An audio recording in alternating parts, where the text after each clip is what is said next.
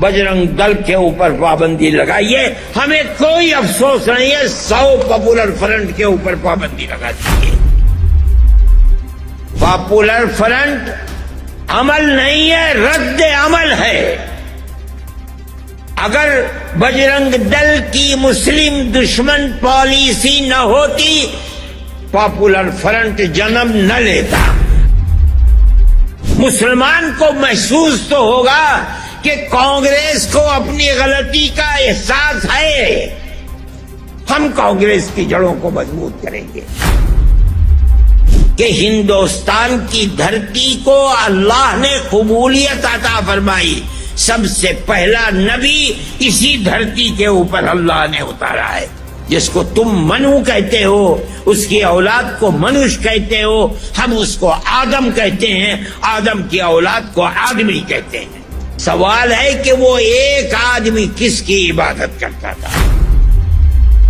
علماء برابر اپنا کردار ادا کرتی رہی ہے، مسلمانوں کے مسائل ہو کہ ہندوؤں کے مسائل ہو، ہم نے کبھی مذہب کی بنیاد کے اوپر کوئی معاملہ نہیں کیا۔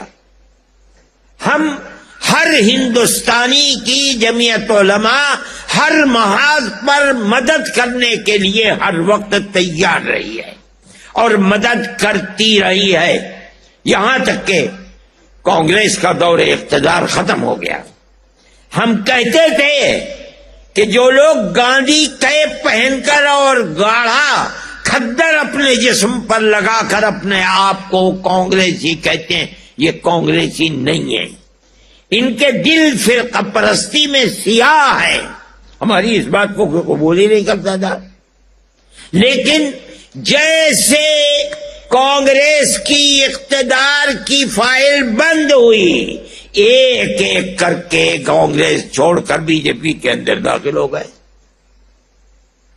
جن لوگوں کو انگلی پکڑ کر سیاسی پلیٹ فارم پر چلانا کانگریس نے سکھایا، جن کو دودھ پلا کر کانگریس نے سیاسی شخصیت بنایا، وہ سب کے سب بے غیرت لوگ اسی دن جس دن اقتدار نے کروٹ لی، کانگریس چھوڑ کر کے بی جے پی کے اندر جا کر کھڑے ہو گئے۔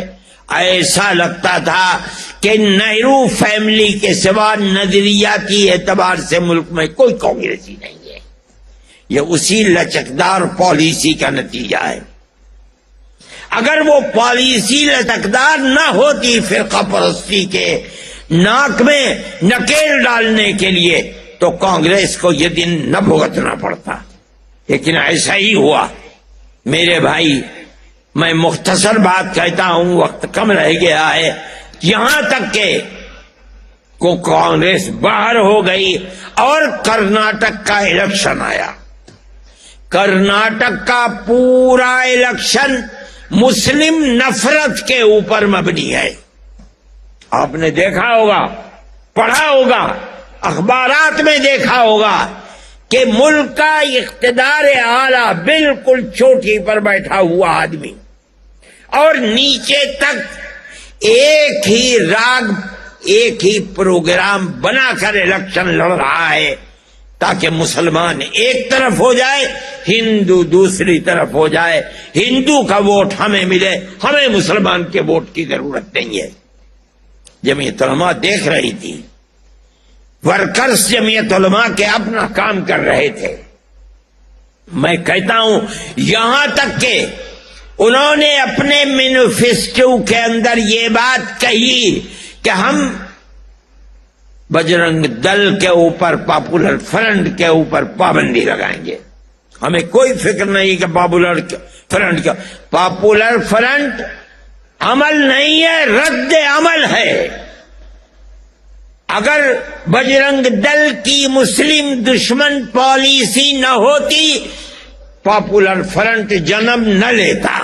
آپ بجرنگ دل کے اوپر پابندی لگائیے، ہمیں کوئی افسوس نہیں ہے، 100 پاپولر فرنٹ کے اوپر پابندی لگا دیجیے، ملک میں امن تو قائم رہے۔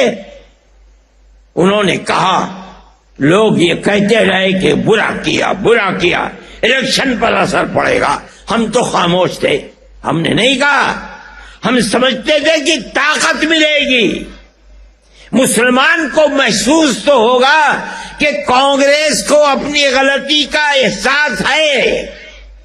ہم کانگریس کی جڑوں کو مضبوط کریں گے. میں کہتا ہوں 95 نہیں 98% مسلمان نے کرناٹک کے اندر کانگریس کو ووٹ دیا ہے، اور اس کی بنیاد یہی تھی کہ فرقہ پرستی کا ناگ جو آزاد پھر رہا ہے، کانگریس یہ وعدہ کرتی ہے کہ ہم اس کو ناک میں نکیل ڈالیں گے. ہمیں خوشی ہے اس بات کی. اس کا تصور نہیں ہوتا تھا کہ کانگریس اس قوت کے ساتھ آگے آئے گی. ہم اس چیز کو مانتے ہیں کہ ہندوستان میں کہیں بھی الیکشن ہو، جو بربادی ہندوستان کے اندر آ رہی ہے اس بربادی کا تنہا سبب فرقہ پرست ذہنیت ہے. آج جو لوگ کرسی اقتدار پر بیٹھے ہیں وہ یہ سمجھتے ہیں کہ ہمارے اقتدار کی حفاظت صرف اور صرف فرقہ پرستی کی بنیاد پر ہوگی، تاکہ ہم ہندو اور مسلمان کے ووٹ کو تقسیم کر دیں. ہم یہ سمجھتے ہیں کہ یہ ملک کی بربادی کا پہلا زینہ ہے. ملک ہندوستان جس کے اندر ہندو اور مسلمان دونوں رہتے ہیں، آج سے نہیں 1400 سال سے رہتے ہیں. 1400 سال سے رہتے ہیں. میں نے یہ بات کہی تھی جس کا بڑا شور مچا کہ ہندوستان کی دھرتی کو اللہ نے قبولیت عطا فرمائی. سب سے پہلا نبی اسی دھرتی کے اوپر اللہ نے اتارا ہے. جس کو تم منو کہتے ہو، اس کی اولاد کو منوش کہتے ہو، ہم اس کو آدم کہتے ہیں، آدم کی اولاد کو آدمی کہتے ہیں. سوال پیدا ہوتا ہے کہ منو نہ رام ہے نہ لکشمن ہے، کوئی نہیں ہے، تنہا ایک آدمی ہے. اس سے اولاد چلے گی تو رام پیدا ہوں گے، اولاد چلے گی تو راون پیدا ہوں گے. ابھی اولاد ہی نہیں چلی ہے. سوال ہے کہ وہ ایک آدمی کس کی عبادت کرتا تھا؟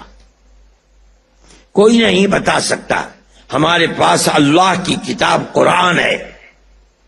وہ ایک اللہ یعنی ایک اوم کی عبادت کرتا